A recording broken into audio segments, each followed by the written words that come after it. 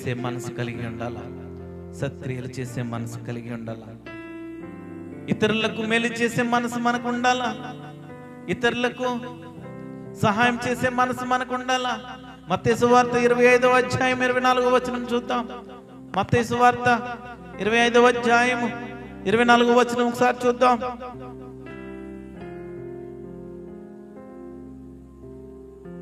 స్తోత్రం. 25వ అధ్యాయం 34వ వచనం.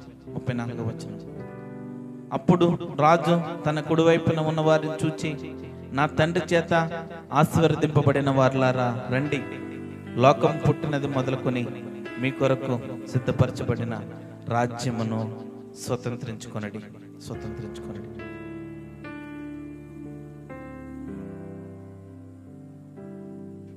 ఈ లోకంలో సహాయం చేయలేకపోతున్నాం మనం.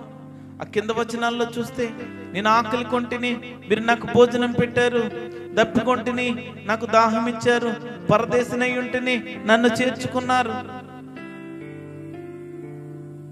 దిగంబరినై ఉంటిని, నాకు బట్టలు ఇచ్చితిరి, రోగినై ఉంటిని, నన్ను చూడవచ్చితిరి, సరసాల్లో ఉంటిని, నా యొద్దకు వచ్చితిరని చెప్పి మనం ఎప్పుడైతే అనేక మందికి సహాయం చేసే వ్యక్తులుగా ఉంటామో, అనేక మందికి మేలు చేసే వ్యక్తులుగా ఉంటామో, అనేక మందికి ఉపచారం చేసే వ్యక్తులుగా ఉంటామో, పరిచారం చేసే వ్యక్తులుగా ఉంటామో, దేవుడు చూస్తున్నాడు. అక్కడ ఉన్న ప్రజలందరూ కూడా ఆశ్చర్యపోయి అడుగుతున్నారు, మీరెప్పుడు వచ్చారు ప్రభువా, మీకెప్పుడు చేశాం ప్రభు అని అడుగుతున్నారు. మీరు మా దగ్గరికి ఎప్పుడు వచ్చారు, మేము ఎప్పుడు ఆకలి, మీరు ఎప్పుడు ఆహారం పెట్టాము, ఎప్పుడు దాహం ఇచ్చాము, ఎప్పుడు దాహం తీర్చామని ఆ ప్రజలు ఆశ్చర్యంగా అడుగుతున్నారు. ఎవరైతే అవసరతలో ఉంటారో, ఎవరైతే ఆపదలో ఉంటారో, ఎవరైతే బాధలో ఉంటారో, ఎవరైతే శ్రమల్లో ఉంటారో, ఎవరైతే ఇబ్బందుల్లో ఉంటారో, అటువంటి వారికి క్రీస్తు ప్రేమను ప్రకటించాలా, క్రీస్తు ప్రేమను చూపించాలా, మేలు చేసే వారిగా ఉండాలా, మేలు చేసే వ్యక్తిగా ఉండాలా. సహోదరి సహోదరులారా, ఈ దినమున దేవుడు చేయమన్నదేంటి? దేవుడు చేయమన్న విషయాలు మర్చిపోతున్నాం మనం. మన ప్రార్థన ఎంచోపు ఆశీర్వదించండి, ఏ విధంగా మనల్ని ఆశీర్వదిస్తాడు, ఏ విధంగా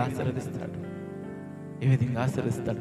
దేవుడు చేయమన్నా చేస్తే, దేవుడి మాటలకు, దేవుని ఆజ్ఞలకు మనం గైకుంటే, దేవుడు ఏం చేయమంటున్నాడు అది చేస్తే దేవుడు నిన్ను ఆశీర్వదిస్తాడు. ఈ లోకంలో మనకన్నా ప్రజలు ఎంతో మంది ఆశీర్వాదంగా ధనం సంపాదించుకుంటున్నారని బాధపడుతున్నాం, ఏడుస్తూ కూర్చుంటున్నాం. నువ్వు చేయవలసిన చేయడం మానేసి ఈ లోకంలో ఉన్న ప్రజలు సంపాదించుకుంటున్నారని ఆలోచన చేస్తున్నావేమో. ఈ దినమున సహోదరి సహోదరుడా, దేవుడు నిన్ను హెచ్చరిస్తున్నాడు. నీకు ఆశీర్వాదాలు కావాలంటే, ఆ దేవుడిచ్చిన ఆశీర్వాదాలు కావాలంటే నువ్వు ఏ విధంగా ఉండాలా? ఈ దినమున నేర్చుకో. దేవుడు ఒకసారి ఆశీర్వదించాడంటే నిన్నెవరు కూడా ఆశీర్వాదాల నుంచి తొలగించలేరు. సత్క్రియలు చేసే మనసు కలిగి ఉండాలా. ఆ క్రింది వచనంలో 45వ వచనంలో, అందుకు ఆయన, మిక్కిలి అల్పులైన వీరిలో ఒకనికైనాను మీరు ఇలాగూ చేయలేదు గనక నాకు చేయలేదని మీతో నిశ్చయముగా చెప్పుచున్నానని వారితో అనను. మనం ఎప్పుడైతే ఇతరులను సహాయం చేస్తామో, ఇతరులకు ఎప్పుడైతే మేలు చేస్తామో, ఇతరులు సమస్యల్లో ఉన్నప్పుడు, ఇతరుల బాధలో ఉన్నప్పుడు, వారి కష్టాల్లో ఉన్నప్పుడు, వారి కోసం ప్రార్థన, వారి కోసం మనం చేతనైనది చేయగలిగినప్పుడు ఆ దేవుడు చూస్తాడు. ఆ దేవుడు చూసి ఒక దినమున ఆ ఫలితం ఏ విధంగా ఉంటుందో నువ్వు చూస్తావు.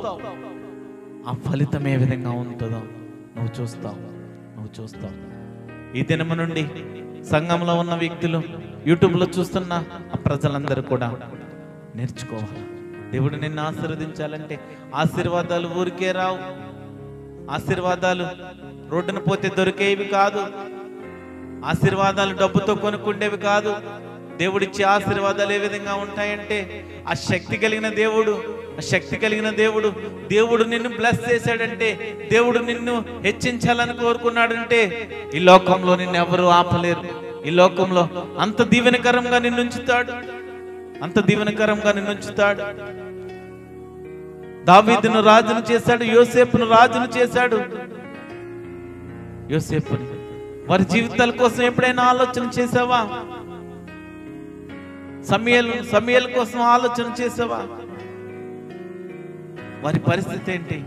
దేవునికి ఇష్టంగా జీవించారు, దేవుని మాటలకు దేవుని ఆజ్ఞలు గైకొన్నారు కనుక ప్రధానమంత్రులుగా రాజులుగా వారు దీవించబడ్డారు. ప్రధానమంత్రులుగా రాజులుగా దీవించబడ్డారు, ఆశీర్వదించబడ్డారు. దేవునికి చేయవలసిన చేయం మనం. మనకు అన్నీ కావాలా? అన్నీ కావాలా? సత్క్రియలు చేసే మనసు కలిగి ఉండాలా. ఐదవదిగా